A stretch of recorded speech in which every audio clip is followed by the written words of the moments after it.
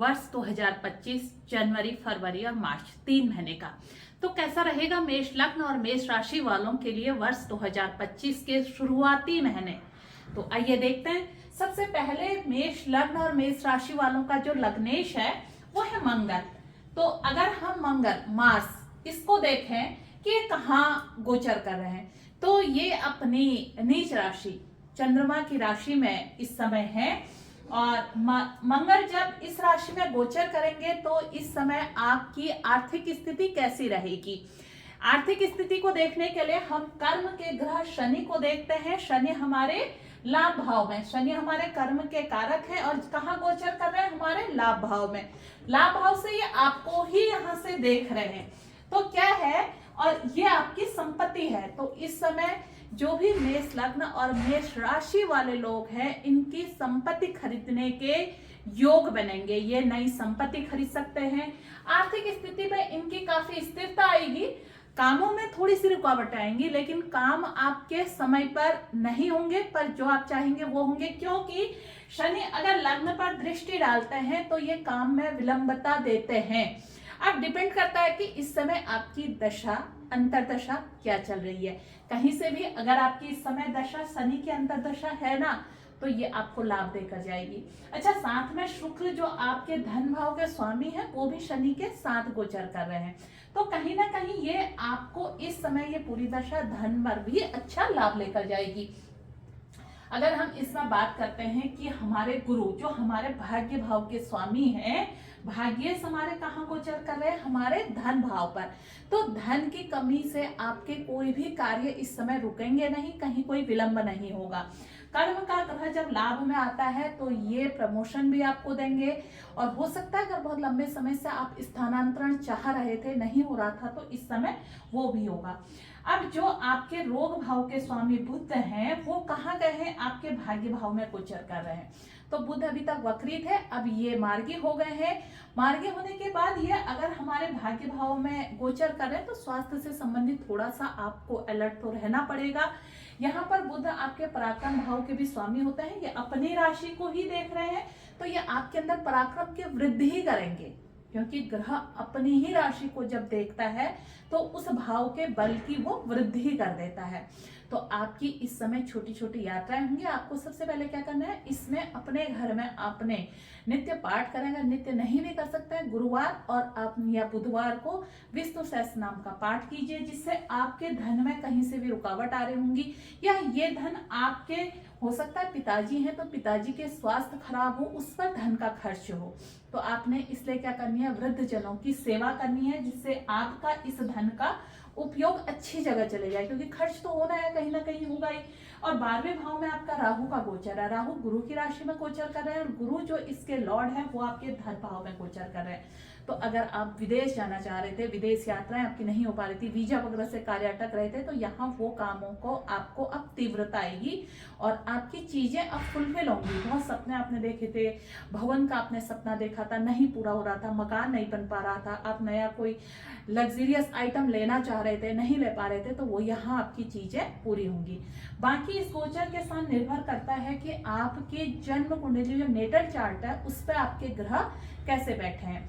मैं पहले भी कहती हूँ, अगर इस समय इसको आप देख रहे हैं तो आप अपना असेंडेंट लॉर्ड देखिए कि आपका असेंडेंट क्या है। क्या आपके यहाँ पर लग्न में एक ही लिखा है, आप मेष लग्न के हैं, या आपके चंद्रमा मेष राशि पर है, तो इस चीज को देखिए।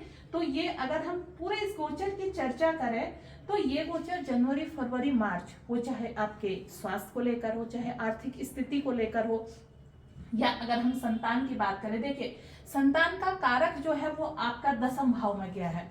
तो यानी कि संतान कहीं इस समय तक आपकी नौकरी इत्यादि के लिए परेशान थी, नहीं मिल रही थी, पढ़ाई के लिए आप सोच रहे थे कि बच्चा कुछ नहीं कर रहा, तो यहाँ इन सब चीजों के लिए आपके लिए बहुत अच्छा है।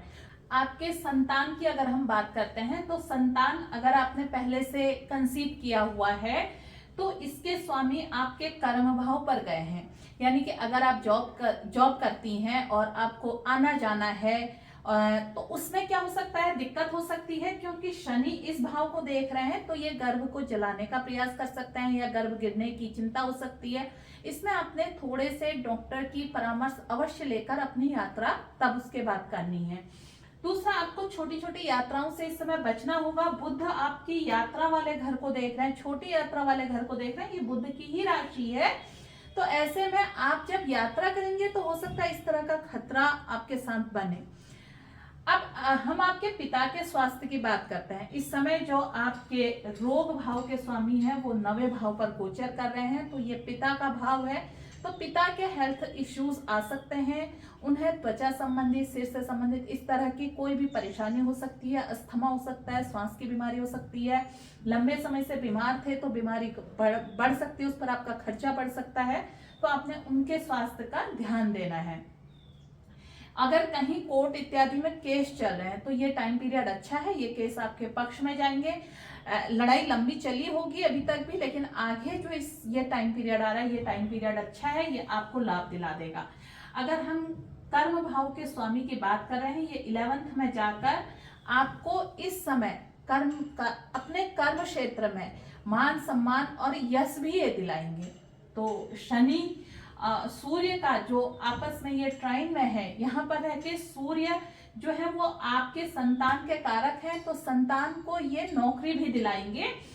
अब सप्तम भाव की हम बात करें, सप्तम भाव शनि के साथ गया है, तो आपने गृह दाम्पत्य जीवन में किसी विवाद से बचना है, अपने जीवन साथी से किसी भी तरह का विवाद नहीं करना है। शनि के साथ होने से ये भाव आपका पीड़ित हो सकता है, और इस भाव में अगर आपका, क्योंकि ये यहाँ नीच का हो गया और लग्नेश की भी यहाँ पर दृष्टि है, ये बहुत ज्यादा नुकसान तो नहीं करवाएंगे, पर फिर भी शनि यहाँ से आपके लग्न को देख रहे हैं और साथ में यहाँ पर आपके संतान भाव को देख रहे हैं, तो हो सकता है विवाद संतान के कारण हो सकता है, विवाद की कोई छोटी छोटी वजह बन सकती है, जो जीवन साथी से आपने किसी भी तरह का विवाद नहीं करना है।